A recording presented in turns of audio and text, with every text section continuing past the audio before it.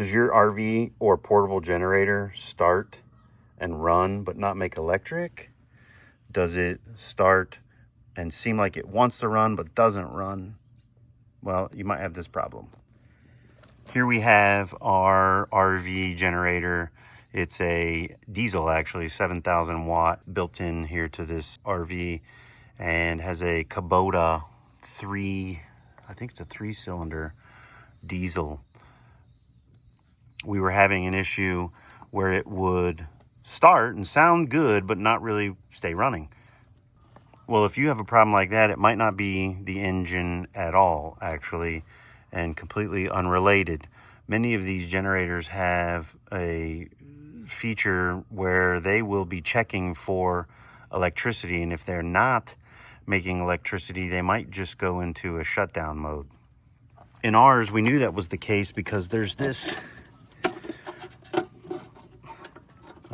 little like lamp extension cord has been cut off and wired in to operate this little digital display that when running just shows that it's got 125 actually volts there, and it's just a nice way to know that you're making power. Basically what happens is if you haven't run your generator for a long period of time, you may have lost the magnetic field on your exciters. If when you start up, your generator is not producing at least a minimal amount of electricity, be it DC or AC, it depends on the model, what it's looking for and how much it's looking for, whether or not it will go into a shutdown mode. If it just thinks it's not making electricity, and it's because it's not. Now, many of these, like this one, doesn't really have like a PCB board or anything like that. It's just using magnets and electromagnets to know if it's making power or not. And in this case, if you haven't run it in a long time, that sort of natural magnetic field weakens to the point where it's not functioning properly, and you actually kind of need to kickstart it. We knew that we weren't making power. Actually, this generator will not stay running. It goes into a shutdown mode. We were able to just hold the relay inside this box. This is a PowerTech model too. If anybody has one of these on their RV, they've probably experienced this problem. But we were able to unplug this and plug in the multimeter and actually see that we had about 4.6 volts AC while we were holding the relay in here to make it stay running. We forced it to stay running and kept it out of that emergency shutdown mode. But while we did that, we actually were reading that we only had about 4.6 volts AC. And you can kind of kickstart these with a battery. I was reading that you could do it with just a 12 volt DC battery. If you got in here and, got into the field and disconnected it from the generator and connected it to the battery and only tapped it and whatever, it kind of seemed a little sketch to me. I didn't want to be sending voltage in the wrong path. I didn't want to zap or fry something.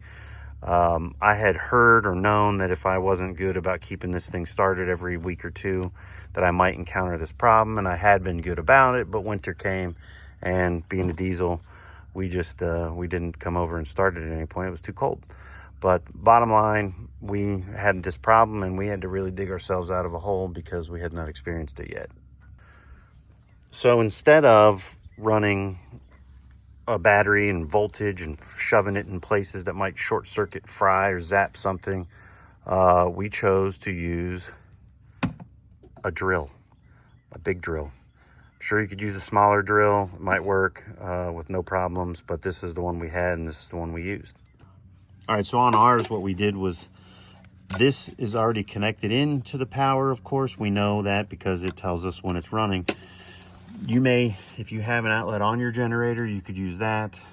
Depending if you're using an RV, depending on how your AC is all wired, it may be connected to your inverter, which might not have a direct connection to your generator, but you may have one outlet somewhere that does. So you'd want to find that. You need to have basically a source directly connected to the generator. So since we had this, we went ahead and used it right here. We plugged this drill in. We held the drill. We actually held this in reverse, and you spin in reverse. And so in this case, we held the switch in reverse while spinning the drill with our hand. And obviously we can't reenact what was going on here because this is working properly again, so we can't do it live, but we were holding the relay and forcing the engine to run. Some engines will be running but not making electricity, and that will be a lot easier for you.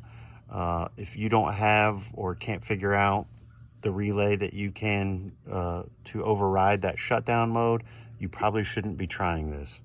But that's about it. We held the reverse on this, spun it a couple times. It got tight all of a sudden, and then it started to run the drill on its own, and we were able to let go of the relay, and the generator kept running on its own. And we unplugged the drill and we plugged in the meter, and it was reading 125 volts, and we were back in business, and it's been working great ever since. If you try this and it doesn't work for you using the drill, you could definitely look into like using the battery situation. You know, probably require a little more research on your part. Is I think generically referred to as flashing the field, and I can't really offer much input on that. We didn't want to even try it because I wasn't clear on exactly what it connected to, and we just kind of went with the drill thing thinking that was a little less risky, and it worked for us. So if you're having any of those problems with your generator, before you take it to the shop or put it in the trash, definitely give this a try.